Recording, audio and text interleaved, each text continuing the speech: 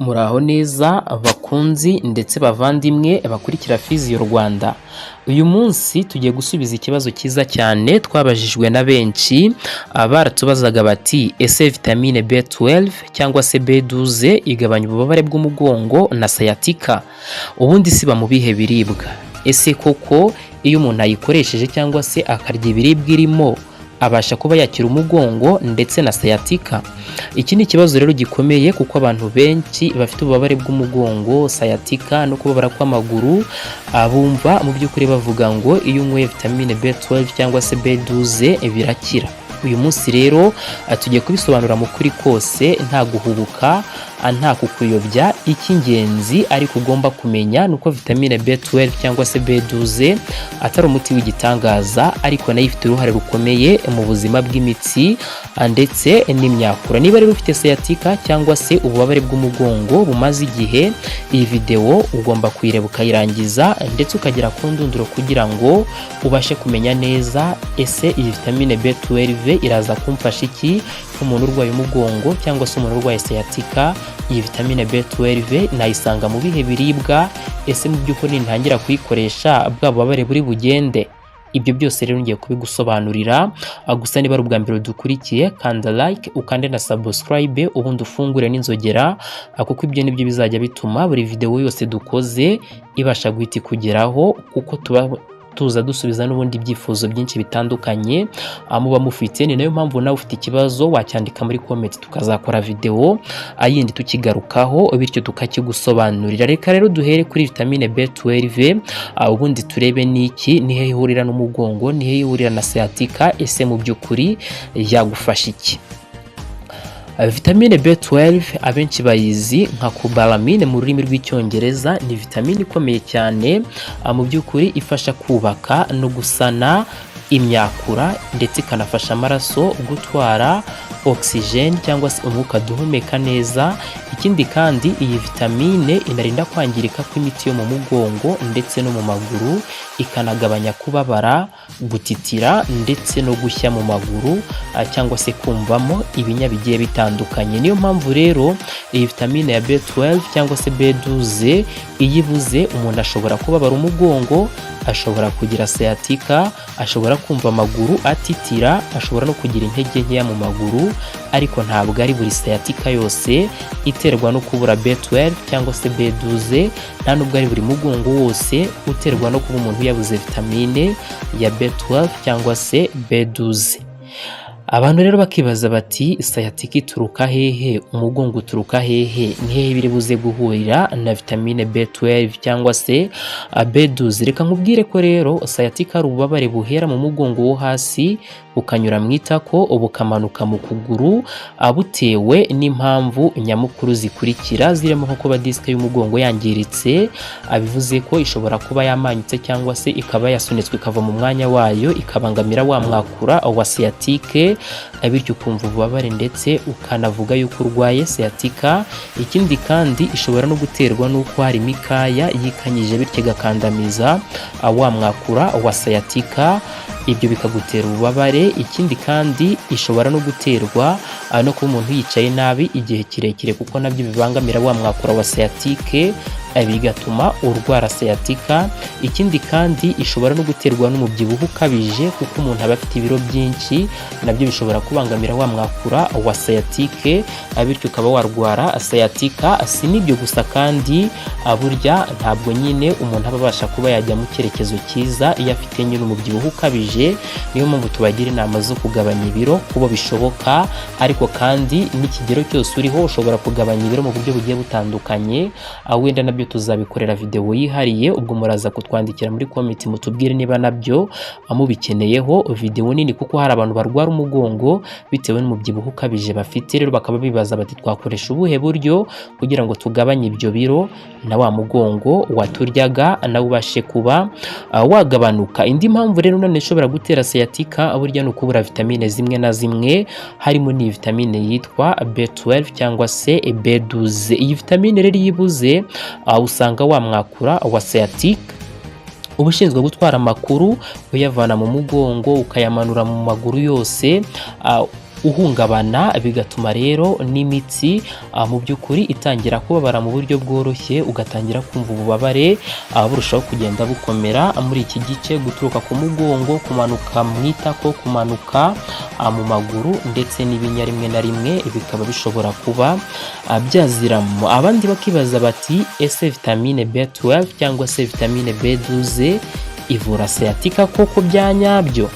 Iki ni igice gikomeye cyane ngira ngo nanibandeho cyane. Yego hari ibyo nagiye mvugaho ushobora kuba wagize igisubizo ubona, ariko igisubizo kigufi gihari ni oya, vitamine B12 cyangwa se B12 ntabwo ivura sciatica yatewe na disque yangiritse, ariko nk'uko twabibonye ishobora kuvura sciatica mu gihe ikibazo ari uko ari imitsi ifite ikibazo, kuko imitsi nk'uko twabibonye ikomezwa cyangwa se ikongera gusanwa ni vitamine B12 cyangwa se B12. Byumvikana ko ikibazo cy'imitsi gishobora kuba cyatewe no kuba umubiri wabuze vitamine B12, icyo gihe ushobora kuba wakira ya sciatica cyangwa se umugongo bitewe n'uko wariye ibiribwa bikungahaye muri vitamine B12. Ariko nanone mu gihe warwaye sciatica cyangwa se warwaye umugongo bitewe n'uko disque yangiritse, ntabwo nyine vitamine B12 ishobora kugukiza sciatica, ariko ishobora gufasha. Icyo bisobanuye ni iki ngiki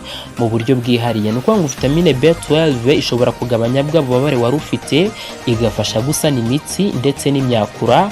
Ikindi kandi ituma sciatica idakomera ngo ube wababara cyane cyangwa se ya sciatica yawe igere ku rundi rwego. Ikindi kandi ifasha mu gukira iyi kibazo ari deficiency cyangwa se nyine ikibazo cyari ukubura iyo vitamine ya B12.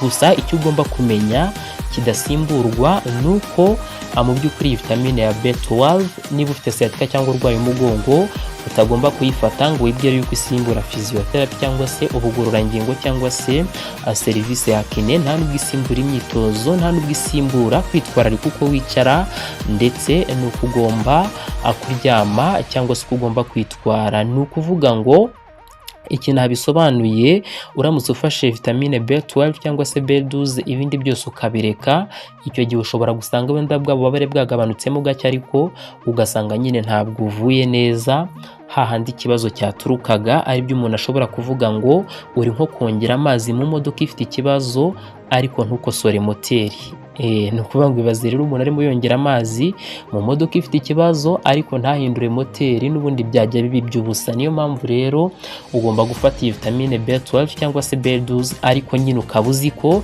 ikibazo wenda cyaguteye sciatica cyangwa se kigutera umugongo ari ukuba iyi vitamine B12 ari nkeya mu mubiri. Niyo mpamvu nkugira n'inama ko kugira ngo ubimenye nta bundi buryo wabimenyamo usibye kwegera muganga akagufasha, nyine akakurebera akakubwira ikibazo uko kimeze. Hari n'imiti batanga, ashobora kuguha imiti iki gihe ikagufasha kuba wakira. Reka rero twigire ku biribwa birimo vitamine B12 ushobora kwifatira rwose bwa bubabare bwawe bukaba bugabanutse. Iki ni igice abantu benshi bifuza cyane.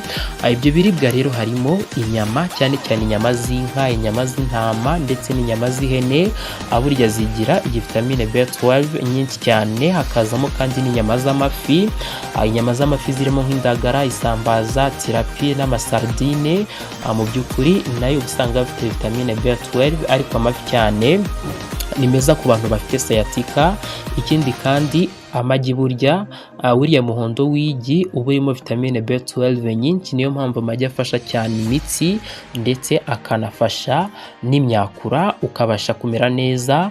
Ikindi kandi burya amata n'ibiyakomokaho, yaba amata asanzwe y'inka, yaba za yogurt, yaba za fromage, mu by'ukuri ibi nabyo ni ibintu byoroshye kubonwa mu Rwanda kandi nabyo bibamo intungamubiri ya B12. Inyama rero z'imbere nazo ni ingenzi cyane, nubwo burya atari buri munsi umuntu agomba kuzikoresha ndetse zitanagira uruhare cyane by'umwihariko mu buzima bwa buri munsi. Ariko nk'inyama y'umwijima ndetse n'impyiko mu by'ukuri nazo burya zigira vitamine B12 nyinshi cyane, ariko zo ntabwo zigomba kuribwa buri munsi. Reka rero mbabwire ko abantu bakunze kubura vitamine B12 cyangwa se abantu bakunze kubura iyi vitamine B12 ni abantu mu by'ukuri ushobora kugenda ugasanga niba rwose sciatica cyangwa umugongo wamuzahaje. Niyo mpamvu rero abo bantu ari abangaba bakurikira. Hari abantu ugenda ugasanga ntibakunda kurya inyama n'ibikomoka ku matungo, ugasanga n'abasaza n'abakecuru, abafite indwara zo mu gifu cyangwa se abamaze igihe banywa imiti imwe n'imwe. Abo bantu bashobora kugira sciatica idakira n'ububabare bw'umugongo buhoraho. Gusa ibyo ngibyo ntibibakange cyane kuko vitamine B12 ni ingenzi cyane, ishobora kugufasha kugabanya bwa bubabare kandi ikanatuma bwa burwayi wari ufite bubasha kuba bwakira vuba, ariko ntabwo ari wo muti nyirizina uvura sciatica cyangwa umugongo, ariko nabyo biterwa n'icyateye uwo mugongo. Kuko twabonye ko niba umugongo ushobora kuba watewe wenda n'uko ari imitsi yawe yagize ikibazo idafite ubwo bushobozi buhagije, cyangwa se iyo myakura yagize ikibazo idafite ubushobozi buhagije, ariko ibyo ngibyo ikaba yabitewe n'uko yabuze vitamine B12, iki gihe ushobora kuyifata cyangwa muganga akayikwandikira, mu by'ukuri ugasanga ubuzima bwawe bugenze neza, ukize umugongo cyangwa se sciatica. Gusa niba atari uko bimeze, wenda umugongo wawe cyangwa se na disc nako wenda na sciatica bikaba biterwa n'uko ari disc yagize ikibazo cyangwa se ari amagufwa yakoranyeho, icyo gihe ntabwo vitamine B12 iba iri buhite gukiza burundu, ariko ushobora gukora nk'iyunganira mu gukira mu gihe uri gukora na ya myitozo itandukanye muganga aba yaguhaye. Niba rero ubona ibiribwa birimo vitamine B12 ni byiza cyane, by'umwihariko ku muntu waba ufite ikibazo cyo kuba yifite idahagije.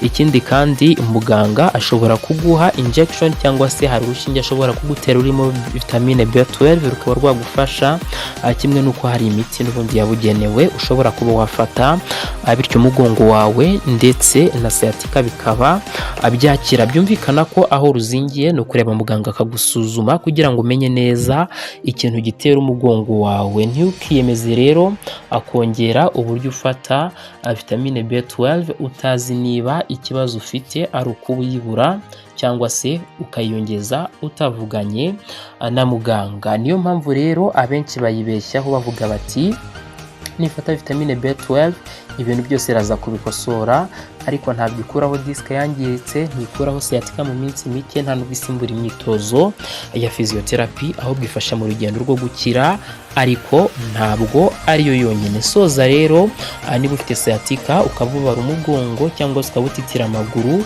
akora ibi ngibi: ugomba kurya ibiribwa birimo vitamine B12, ugakora imyitozo ya physiotherapy, ukirinda kwicara igihe kirekire. Ikindi ugasura umuganga igihe ububabare bukomeje. Inshuti za Physio Rwanda rero, vitamine B12 ni ingenzi cyane, ariko ntigomba gufatwa nk'umuti w'igitangaza w'umugongo cyangwa se sciatica. Iyo uyikoresheje neza hamwe n'imyitozo n'imyitwarire myiza, ububabare buragabanuka. Ari nayo mpamvu rero ngusaba ndi gusoza, niba wifuza video ku myitozo igabanya sciatica, video ku kwicara neza, video ku biribwa byiza ku mugongo, iyandikishe kuri channel usangiza abandi, wandika ikibazo cyawe muri komenti kugira ngo nzabashe kukigusubiza. Wakoze cyane kunkurikira. Reka nkubwire ko ubuzima bwiza ari ishoramari, burya iyo ubabara nta kintu na gito wakora. Niyo mpamvu ugomba kubanza kwita ku buzima bwawe, ibindi nabyo bikaza bikurikira, ariko mbere na mbere umeze neza. Ntukababare rero, Physio Rwanda duhaye ku bwawe.